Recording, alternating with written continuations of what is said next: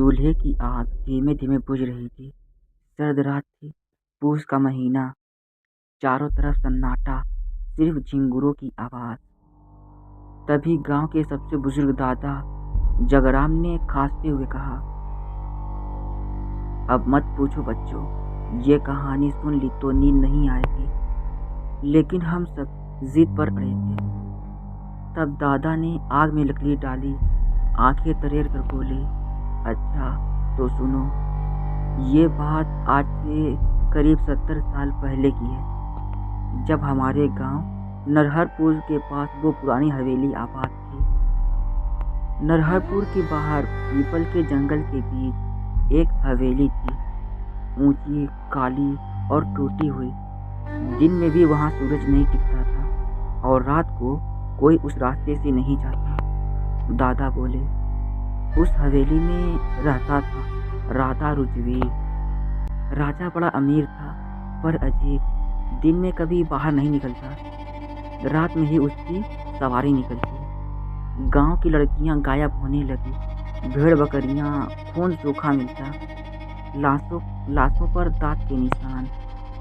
तब किसी ने कहा, वो इंसान नहीं, वो रक्त पिशाच है। एक रात गांव का चरवाहा मंगरू जंगल से चीखता हुआ भागा। उसकी आवाज आज भी दादा की रगों में कांपती थी। मैंने देखा, उसकी आंखें लाल थी और मुंह से खून टपक रहा था। सुबह मंगरू मिला, गर्दन पर 2 छेद, खून एक बूंद भी नहीं। तभी गांव के बुजुर्ग बोले, ये वैम्पायर है। गांव में तांत्रिक बाबा कलेश्वर आया।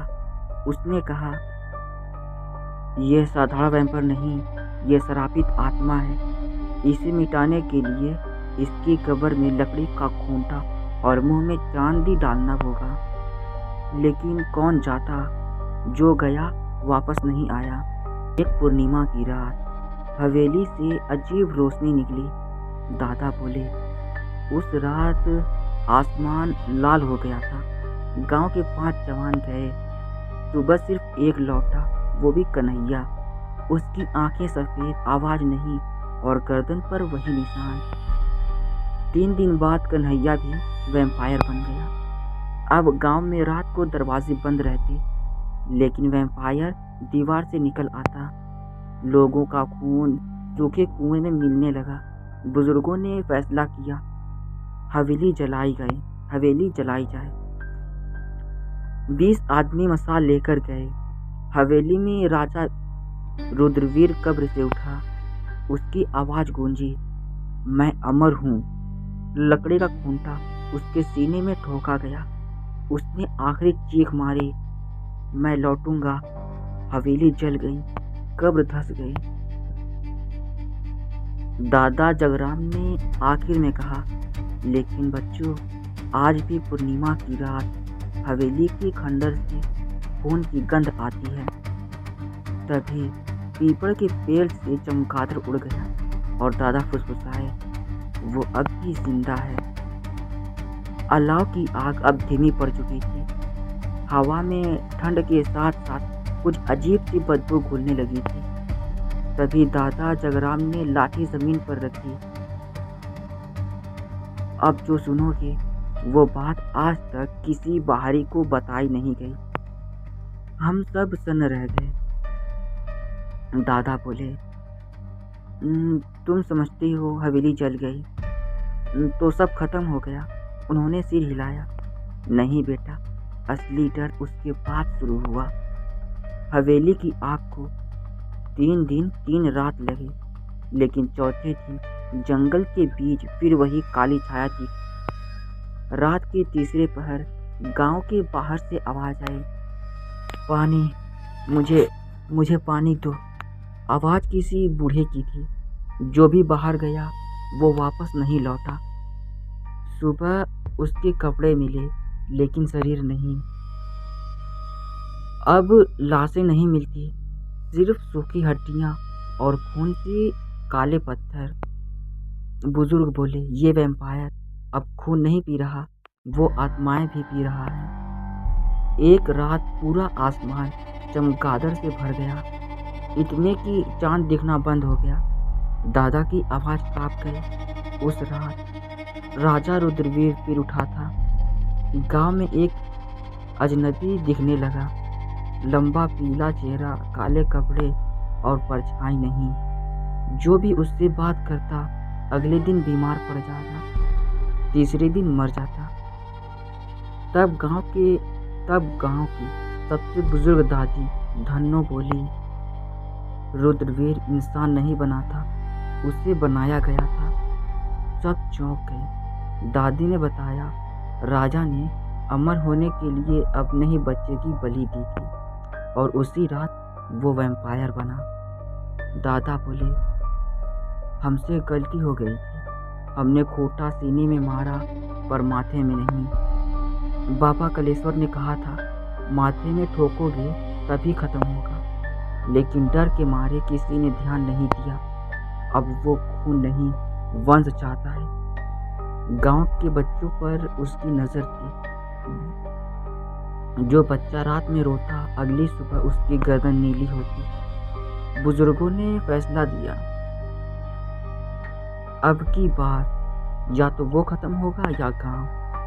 लोहे की कील, मंत्र पढ़े गए, हनुमान चालीसा और काले धागे। दादा जगराम अचानक चुप हो गए। आग बुझ गई। तभी पीछे से किसी ने फुसफुसाया, तैयारी मत करो, मैं सुन रहा हूँ।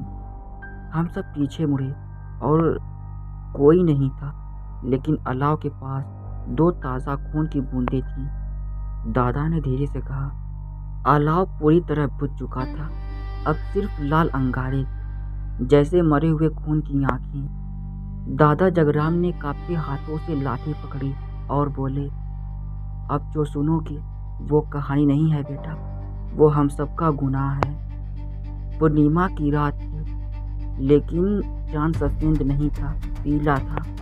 कुत्ते एक साथ रोने लगे, गाय खूंटों से छूट गई और पीपल का पेड़ खुद ब खुद हिलने लगा। तभी ठक ठक ठक गांव के बीच कदमों की आवाज़ आई। दादा बोले, हमने देखा, वो हवेली से नहीं आया था, वो कुएं से निकला था। वो अब राजा जैसा नहीं था। उसकी चमड़ी सूखी चमड़े जैसी थी, आंखें अंदर धंसी हुई और मुंह जैसे हमेशा किसी का नाम चूस रहा हो। उसने गांव की तरफ देखा और बोला, मेरे वारिस दो। उसकी आवाज़ सीधे दिल में घुसती थी। तभी दादी धन्नो आगे आई। उन्होंने कांपती आवाज़ में कहा, रुद्रवीर, तेरा वारिस अभी जिंदा है। पूरा गांव सन। दादी ने रोते हुए बताया, जिस बच्चे की बलि दी थी वो मरा नहीं था, उसे हमने छुपा दिया था। वो बच्चा दादा जगराम खुद थे। राजा रुद्रवीर हंसा, तो मेरा खून अभी जिंदा है? वो दादा की तरफ बढ़ा। हम सब चिल्लाए। तभी बाबा कलेश्वर ने आखिरी मंत्र पढ़ा, जिस खून से जन्मा उसी खून से अंत होगा। दादा ने अपने हाथ काटे, खून जमीन पर गिरा और राजा रुद्रवीर चीख उठा। दादा ने लकड़ी का खूंटा अपने ही खून में डुबोया और उसके माथे में ठोक दिया। आसमान फट गया, चमगादड़ उड़ने लगी, कुएं से आग निकली। राजा रुद्रवीर धूल बन गया, लेकिन जाते जाते बोला, मैं खत्म नहीं हुआ हूँ, मैं हर खून में हूँ। दादा जगराम ने आखिरी बात कही, इसलिए बेटा, हमारे गांव में कोई रात को खून नहीं बहाता, और जो बच्चा बिना वजह गर्दन ढक कर सोए, समझ लेना। दादा चुप हो गए। तभी पीपल के पेड़ के नीचे कुएं से हल्की सी आवाज़ आई, वारिस।